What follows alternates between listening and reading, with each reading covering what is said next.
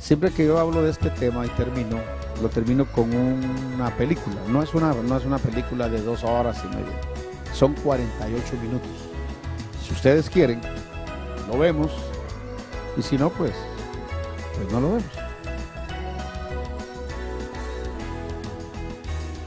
Me gusta pasarlo. De hecho lo paso, pues, porque cuando damos seminarios que va este tema, siempre terminamos con esto. Está basada en un hecho real. Es la vida de un muchacho que regresó de la Segunda Guerra Mundial, lastimado por la guerra, estuvo a punto de perder una pierna y eso le hizo quedar con su pierna, usar un zapato más alto que el otro porque quedó con impedimento, perdió un brazo, uno de sus brazos, pero nada de eso lo detuvo. Entonces quiero que vayan observando la vida de este muchacho, cómo se da todo lo que hemos visto esta mañana, la acción, compromiso, palabra, esfuerzo, sacrificio, perseverancia hasta llegar. Y la película se llama, o el documental, porque es un documental, es película, pero como documental de estudio, se llama El Jarrón Azul. Voy a explicarlo rápido para no interrumpirla. El Jarrón Azul. Se llama así porque este muchacho va a pedir trabajo a una empresa y cuando va a pedir trabajo lleva las tarjetas de presentación de la compañía a la que va a pedir trabajo. Y él ya mandó a hacer sus tarjetas. Entonces cuando se presenta, en la tarjeta de presentación da su nombre, Billy E. Peck se llama. Él llegó a ser uno de los ejecutivos más respetados en Estados Unidos y este es un caso de estudio en universidades. Y entonces Billy E. Peck y abajo pone ejecutivo de ventas. Entonces cuando va a la empresa a la que va a pedir trabajo, no lo atienden, nadie le pasa, pero la perseverancia, el compromiso, hasta que pide hablar con el presidente, con el dueño, y cuando logra hablar con el dueño le dice a la secretaria, mire, ese señor está aquí, dice que no se va hasta que usted lo atienda, todavía está ahí, dice, todo el día estaba ahí sentado, pásalo, mire pues, compromiso. Y cuando lo pasa le dice, buenas tardes, y le entrega la tarjeta. Y entonces el presidente empieza a hablar con él y dice, ¿qué quieres? Vengo a hablar de mi trabajo. ¿De qué trabajo? ¿Trabajas para nosotros? Le dice él, no, del que voy a tener aquí, le dijo, porque voy a trabajar aquí. O sea, el tipo dice, ¿cómo? Y en eso mira así la tarjeta y cuando ve la tarjeta, ya con el título, y se queda, en eso entra otro gerente. Y le dice, mire, quiero que me hagas un favor, que contrates a este muchacho. Y el otro le dice, ¿para qué? Y entonces ya cuando ya se va, que queda contratado, le dice, se va a arrepentir de haber contratado a ese muchacho, sin brazo, todo. Y le dice, ¿cómo no voy a contratar a alguien que ya sabe qué es lo que quiere? Le dice el dueño. Y entonces le dice, probémoslo pues. Entonces hacen una apuesta para ver cuánto aguanta. Y dice, pónmelo a vender la peor madera. Y ahí empieza, por eso todo lo que vimos ahora usted lo va a ver ahí en la vida de alguien. Y el gerente le gustaba probar, el dueño de la empresa le gustaba probar a sus gerentes para ver su compromiso, pues se llama el jarrón azul. Y los mandaba un día domingo a buscar un jarrón azul, como ir aquí a algún almacén que sabe que está cerrado. Ahí hay un jarrón azul, quiero que me lo traigas, yo no sé qué vas a hacer, pero quiero el jarrón. Pues se llama el jarrón azul.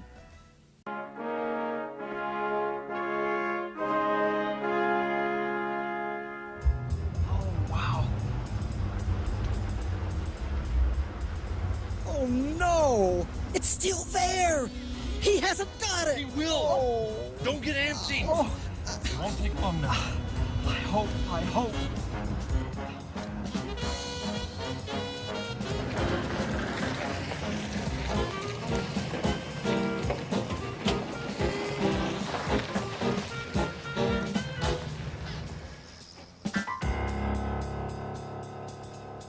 Who's that?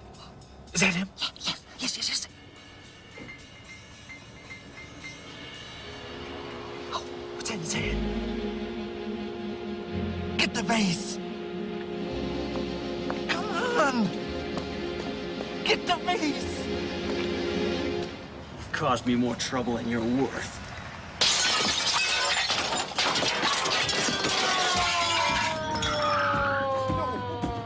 No!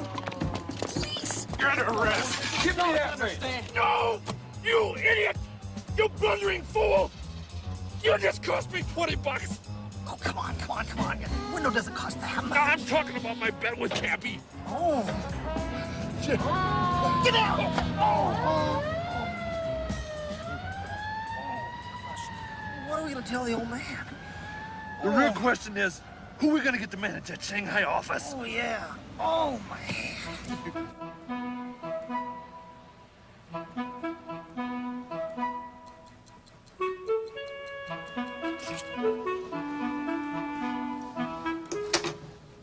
Billy Peck, it's your time.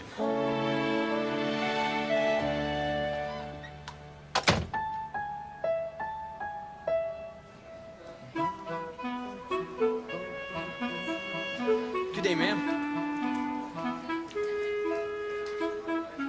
Hey, where are you headed all spiffed up like that? I'm off to work. When did you get a job? In about 30 minutes from now. Pretty sure of yourself, aren't you? You might say that. Hey, when did you get these printed up?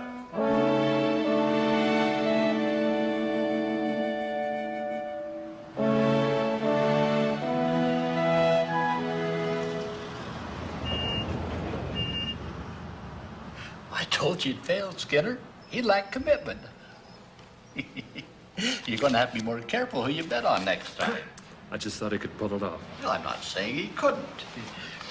Anyone could get that $200 base, provided they're determined and persistent.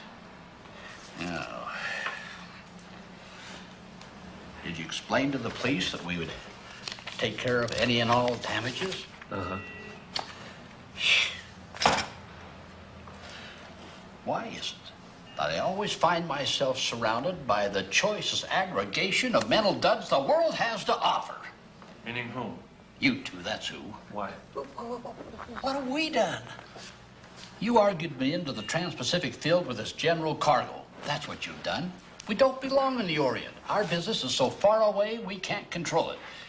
If we'd stuck simply to coast-wide shipping, we wouldn't be worried now who's going to manage the Shanghai office. Have you got another candidate for the job? Henderson. No. But he's the best lumber salesman we've ever had. You're right. Henderson is a good man, one of the best, when he has a better man over him. No. Who else you got? That's it. All the rest of the men in my department are too young for the responsibility. Yeah, same here. What do you mean, too young? Well, Andrews is the only one I'd consider, and he's not even 30. About 30, eh? Well, it strikes me that you were about 28 when I threw $25,000 a year at you in actual cash and a couple of $1 million worth of responsibility. And how old were you, Peasley, when I turned over the Blue Star Navigation Company lock, stock, and barrel? 26 years old. When are you dodos going to learn that most of the go-getters of the world are under the age of 30? Sir, Andrews hasn't even been tested. Right. Well, I suggest you conduct the examination. We've had 3 managers go rotten on us out there, and that's 3 too many. The next man we send out to our Shanghai office is going to be a go-getter with integrity. Now, go on and get to work. Okay, I'll take care of it, sir. Oh, there's a Mr. Peck here to see you. Mr. Peck. Mr. Peck, I don't know anybody by that name. Well, you do now, sir. What do you want? I'd like to go to work for you, sir. No. No, look, I'll take anything from stenographer up. I can think and I can write, and, well, even if one wheel is a little flatter than the others, I can hike faster and longer after an order than most people can. I suggest you try the local post of the American Legion. Well, look, sir, don't let the one arm fool you. I was the champion one-handed typist of the United States Army. I can use you. Look, I can tally lumber, and I can bill it, I can keep books, I can answer phones. So can most people, that's your problem. Look, I can do anything, sir! But take no for an answer.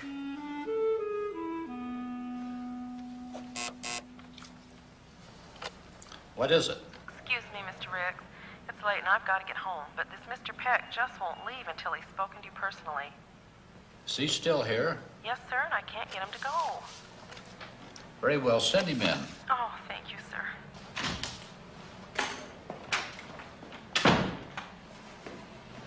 My card, sir. Sit down, Mr. Peck. What can I do for you? Oh, I came about my job. What job is that? My job here, sir. You work for us, do you? Well, I talked to Mr. Skinner and Mr. Peasley about getting a job, and I was turned down by both of them. I would like you, sir, to go over their heads and hire me. You make that sound like an order, Private. If it would help, it is. No, unfortunately, I'm afraid there's nothing I can do for you. Your injuries, received them in the war? Yes, sir. You don't seem at all blue or discouraged. Oh, no, sir. Not anymore, sir. Well, thanks to a good friend, I managed to take more from the war than she could take from me. Skinner, I believe you and Mr. William E. Peck have already met. Yes, sir, we spoke this morning. Skinner, my boy, I've been thinking more about Andrews. Let's forget our little examination and send him out on the next boat, but inform him his job is temporary. If he doesn't make good, we'll bring him back in the office where he is a valuable man. Meanwhile, you'd oblige me greatly if you'd consent to take this young man into your office and give him a good workout. To see the stuff he's made of is a favor to me. Yes, sir. Have you arranged compensation for Mr. Peck? Oh, that's entirely up to you, Skinner. Far be it from me to interfere in the internal administration of your department. Thank you, sir, for this chance. I won't let you down. You won't be sorry either, Mr. Skinner. I'll make good. When do I start? Oh, tomorrow morning, I suppose. All right. It shall be done, sir. Oh, is there anything you'd like me to do for you tonight? No. Tomorrow morning's quite soon enough. All right. Well, then, I'll see you both tomorrow morning. I won't let you down, sir. Good day.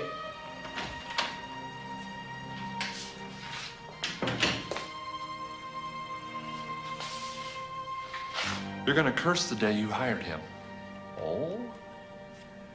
Why do you suppose I asked you to take Bill Peck on? Because you're too tender-hearted for your own good. I'm telling you, you're making a big mistake, sir. You unimaginative dunderhead. You gibbering jackdaw. How could I reject a boy who simply would not be rejected? That boy carries his objectives. He sized you up and wouldn't permit you to block him. I got $50 that says he won't last a week. A week doing what? Andrew's old job? Let's see, I think I'll start him out selling that stinking skunk spruce. That's good. I like that. Good.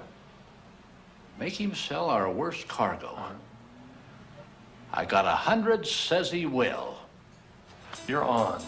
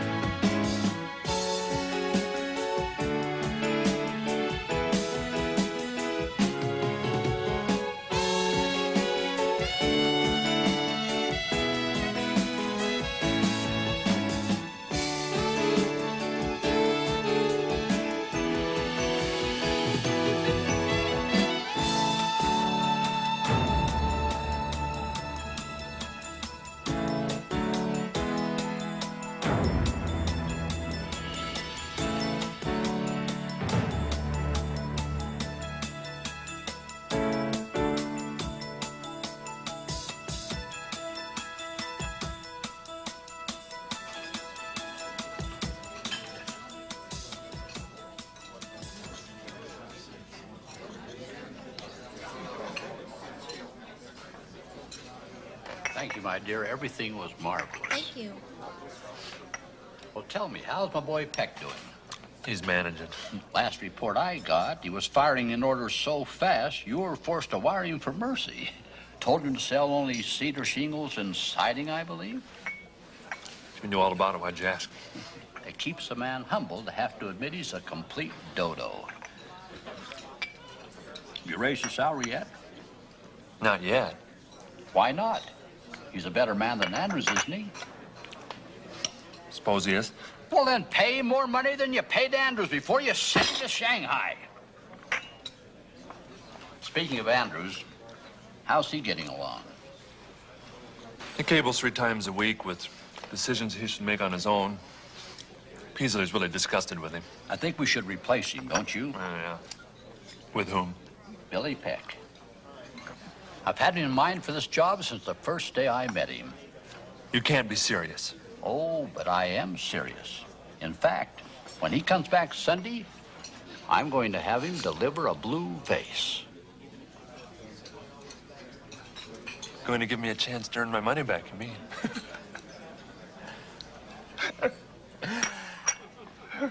Let's go for 500 this time, shall we?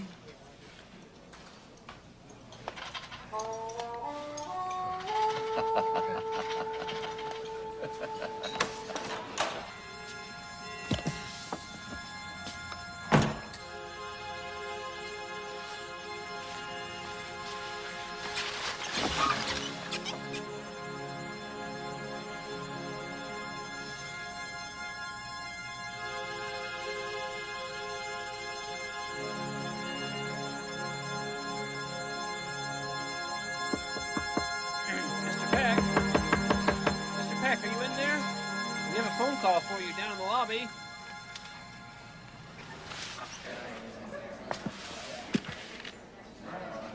Hello? Peck, my boy, I want to congratulate you on a job well done. Poor Skinner's almost gone mad trying to keep you in skunk spruce. Well, thank you. I'm proud to represent you, sir. I know you are. What are your plans for the rest of the day? Well, actually, I'm pretty tired. I thought I'd retire early. I see. Well, I can get someone else to help me out. Oh, well, no, sir. Whatever it is, I'm at your disposal at a moment's notice. I knew I could count on you, Peck. Is that hotel of yours near Sutter Street? Oh, yeah, that's only a few blocks away. Good. This forenoon before church, I saw a blue vase in a store window. I believe it's on Sutter Street between Stockton and Powell. Now, I don't think this vase is very expensive as vases go. In fact, I'd never buy it for my collection. But one of the finest and sweetest ladies I know has a mate to that blue vase. I am leaving from the depot at 9 o'clock tonight, bound for Santa Barbara to attend her wedding in the morning. I'll be in stateroom B, car 7, aboard the train at 3rd and Townsend Streets. I hate to bother you, and I know it's Sunday, Bill, but if you could deliver that vase to me by 8:55 tonight, I would be in your debt. Well, that sounds an easy enough assignment, sir. I'm sure I could get the store open by then if I need to. A blue vase. A blue vase.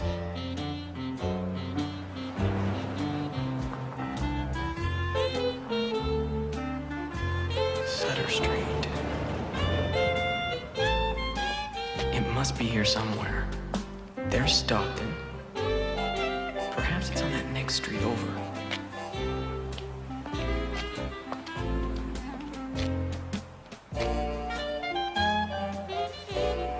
Where is that blue vase?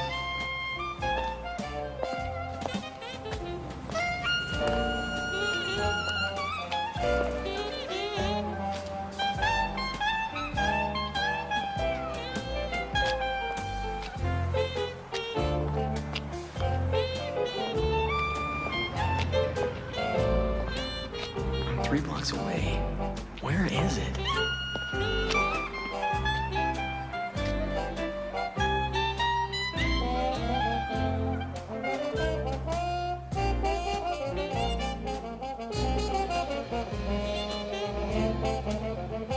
I've got to find that vase.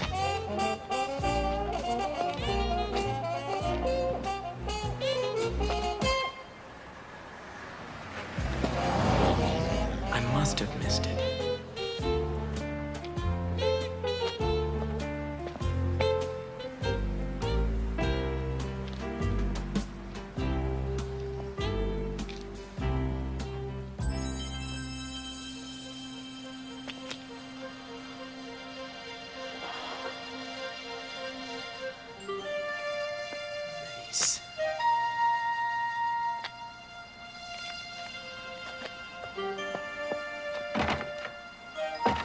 Is anybody here? Hey, is anybody there?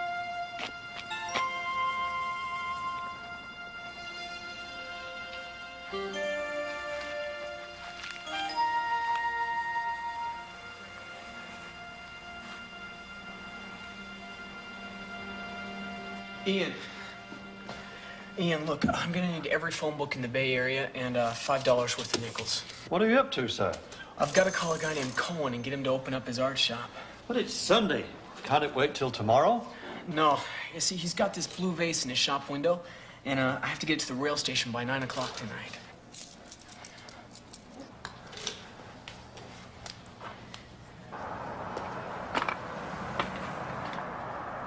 Hey, what are you doing? What are you doing?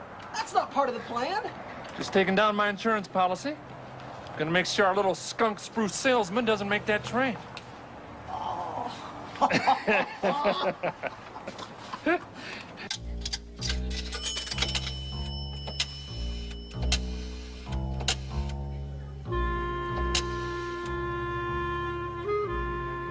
Hello, is Mr. Cohen there? Oh, yes, Mr. Cohen. Do you own an art shop over on Geary Street?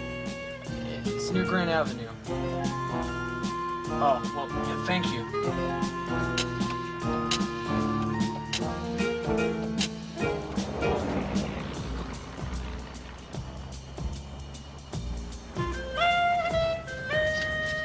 Mr. Cohen, do you own an art shop on Geary Street? Hello, Mr. Cohen. Do you own an art shop? I'm sorry, Mr. Cohen. Do you own an art shop? Do you own an art shop? Hello, Mr. Cohen. Do you own an art shop?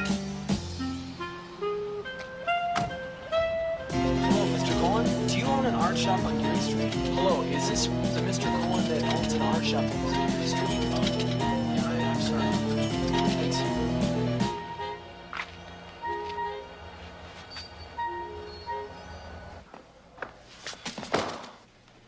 No luck, eh? What did you say that man's name was? Cohen. Are you sure you got the right spelling? It's could be C-O-H-E-N or K-O-H-E-N or K-O-H-N. There's lots of different ways of spelling a name. No, it's C-O-H-E-N. See, look, I wrote it down there. Well, that's all I can think of. Perhaps you simply made a mistake. No,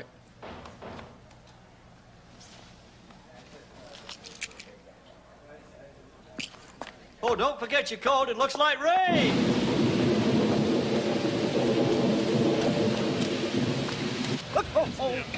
Yeah. Where's your...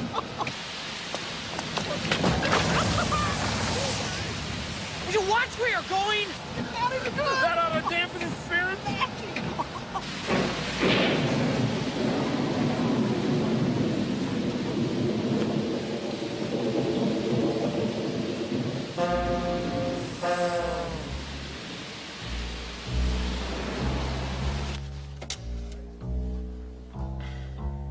hello, are you Mr. Cohen?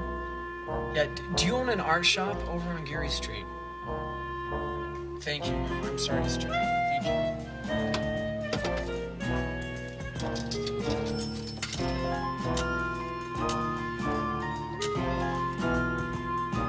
Yeah, can I speak to Mr. Cohen, please? Hello? Hello? Hello, Mr. Cohen? Yeah, do you own an art shop on Geary Street near Grand Avenue? No, yeah, I must have the wrong person. Thank you.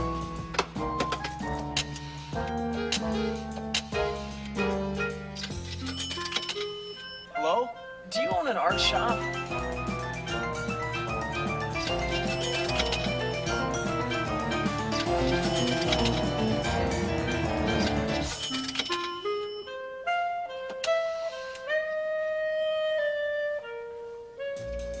Yeah, are you the Cohens that own that little art shop on Geary? You are? You are? Oh, yeah, well, that's the best news I've had all day. Yeah. Well, can I speak to the owner, please? Oh, well, do you know where I might reach him? Simmons in Mill Valley. Hello? Yeah, this is the Simmons residence. Yes, is Mr. Cohen there? Yeah, who wishes to speak with him? Mr. Peck. Mr. Heck?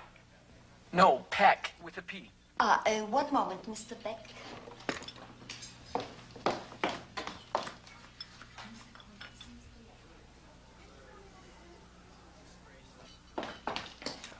Mr. Lake?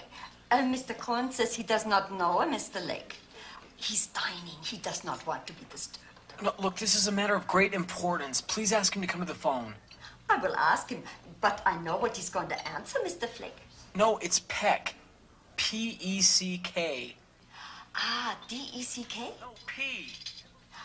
D. Oh, never mind. Just tell Mr. Cohn his store's on fire. Oh, ach du liebe Zeit. Feuer. Das ist der Feuer in... What's this? Ja, Feuer in your store. What's that, a fire? After lieber fire in my store? Get off the phone so I can call the fire department. No, your store isn't on fire. I just had to talk to you.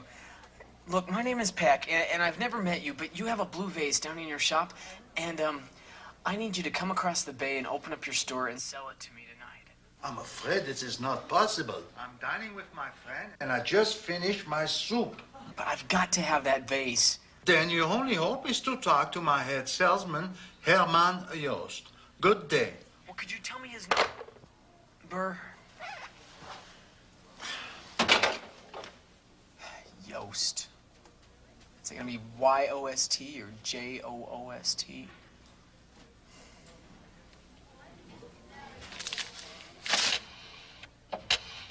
Hello, is this the Herman Joost residence that works at Cohen's Art Shop on Geary Street? Yes.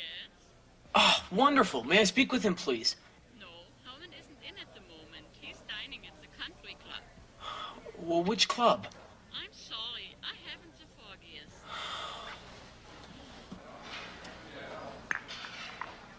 Don't tell me you're still at it, sir. I can't believe there's so many country clubs in this area. What time did you say that gentleman's train left? Oh,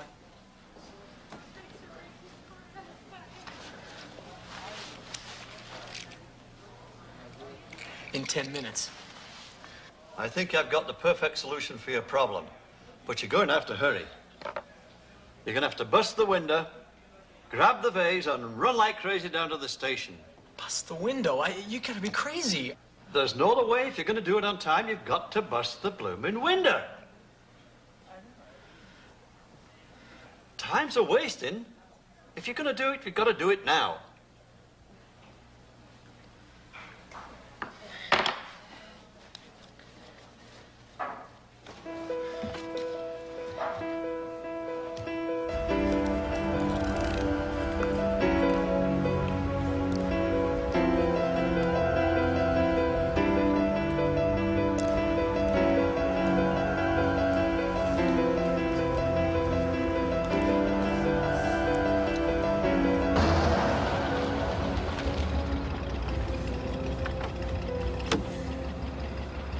What am I doing?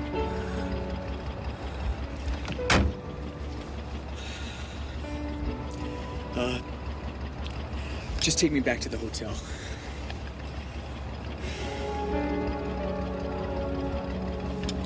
Oh, good, we've won! He missed the train! Yeah, and we didn't even need the cop. Now he'll accept his defeat. Won't Cappy be surprised? That skunk spruce salesman had just made me $500.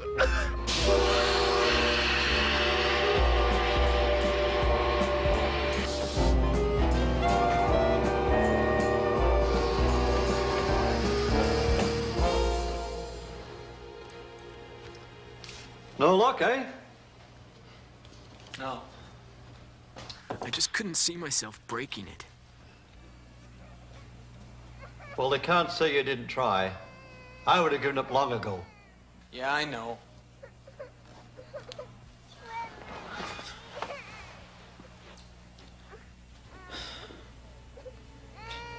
There's gotta be some way to get that base.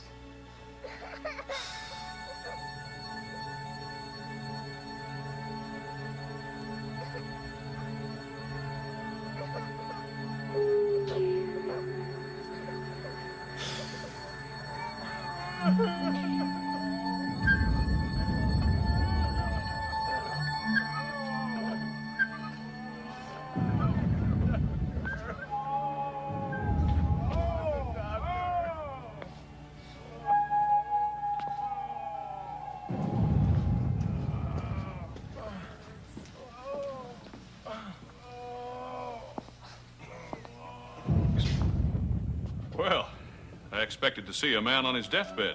You look almost fit for battle, Private. I'm afraid not, sir. I've lost my left arm, and there's a 50% chance I'm gonna lose my leg. Private. Private, from here, it looks like you've still got your right arm, and there's a 50% chance you'll keep your leg. Snap out of it, boy, and be an optimist. If you overcome this, you'll overcome any challenge that life tosses out to you. Any challenge. Now, Private Peck, it's time that you recover. And you will do your utmost to see that that occurs. That is in order. Do you understand me? Do you understand me, Private? Yes, sir. Do you? Yes, sir. It shall be done. Yes, sir. It shall be done, sir. Understand me? Do you? I mean it. It shall be done.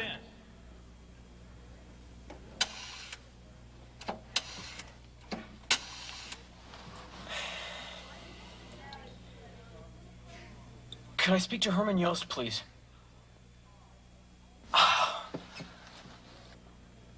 He was home. He's gonna meet me at the store. I'm gonna get the blue vase. The gentleman will be halfway to Santa Barbara by now. Give it up, mate. Never. It shall be done.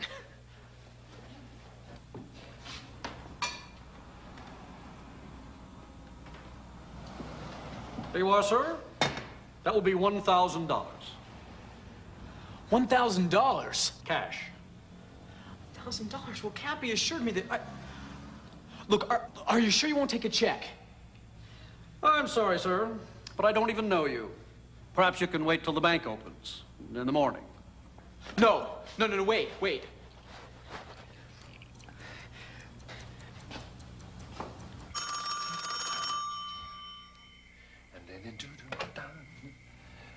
Hello?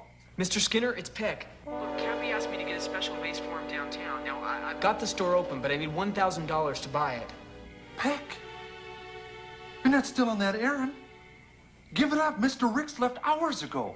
I know, never mind that. I need $1,000. No, I'm at B. Cohen's art shop on Geary near Grand Avenue. I haven't got that kind of money in my house. Well, then go down to the office and open the safe and bring me the money.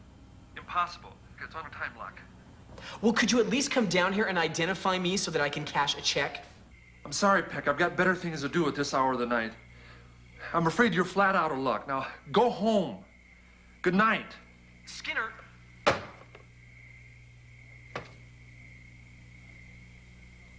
I take it he said no.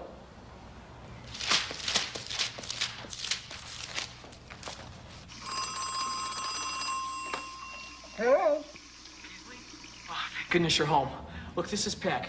I need to borrow $1,000. What on earth for, Peck? Well, it's for a blue vase that Cappy asked me to get him. $1,000 for the vase? Oh, my. Cappy Ricks would just... He wouldn't even... He'd drop dead if he paid even $100 for that vase, let alone $1,000. Now, Mr. Peck, go home and forget. I can't. If you can't lend me the money, at least come down here. They know you better than me. It's a Sunday night. Yes, and it's a fine way you obey the holy Sabbath, Mr. Peck.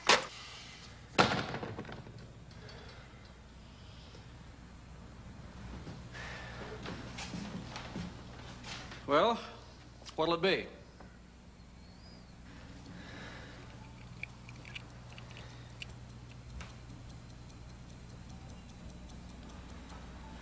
Sir, if you know a really good timepiece, you'll take this as security for my check.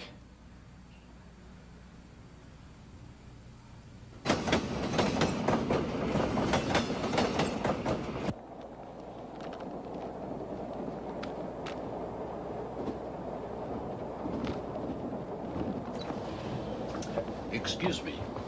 What is it, sir? You haven't seen a one-armed man carrying a blue vase, have you? No, sir. I haven't. Thank you.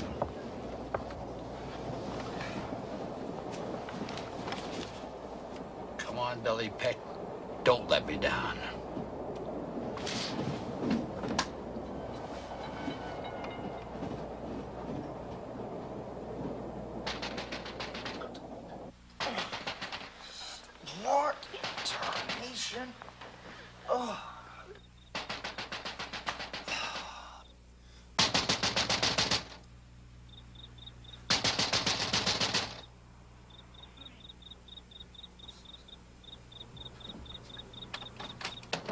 Look, are you Harold Cox? I need you to fly me to Santa Barbara. Oh, talk to me in the morning.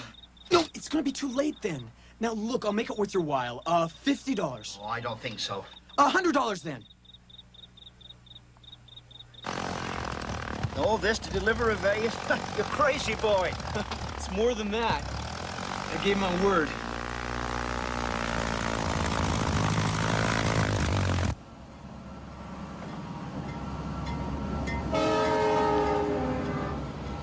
Look down there! I see his train!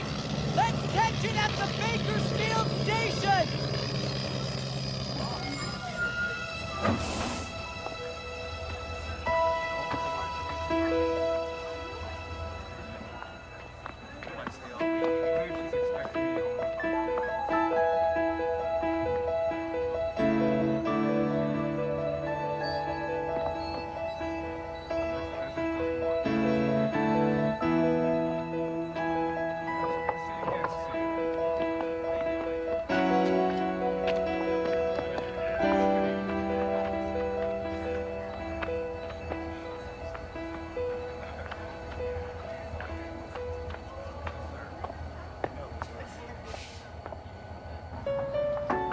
Tickets, please.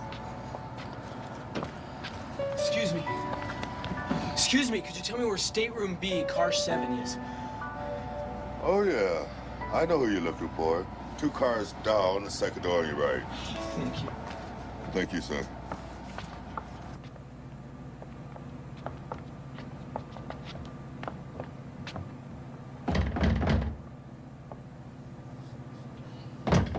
Yes? I'm sorry to wake you, sir. But here's the vase as promised. Billy, my boy, you made it. No. I'm so sorry, sir. Not to worry. It served its purpose. $1,000. Skinner made you pay 1,000? I told him 300, and you still delivered it. Come in, son. I have a lot of explaining to do.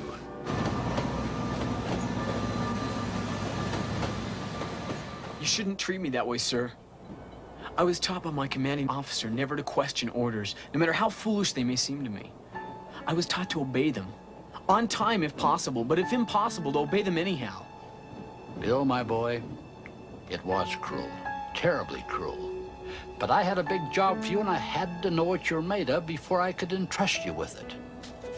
I wasn't looking for a vase, Bill. I was looking for a man worth $25,000 as our Shanghai manager. Forgive me, Bill, but right or wrong, I had to do it. You're gonna send me to Shanghai? No, I'm not. You're too good for that.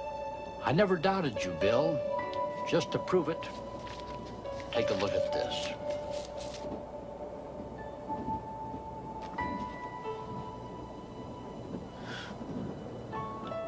Thank you, sir. Thank you. Come in. Did you want to see us, sir? Yes, come in and sit down.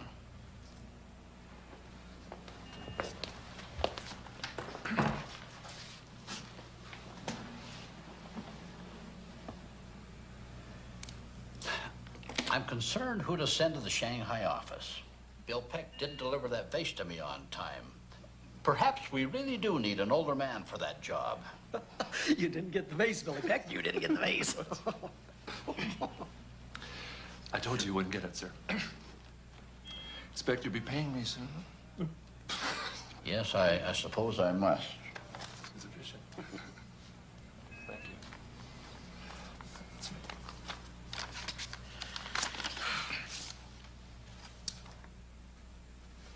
What's this? Your tickets.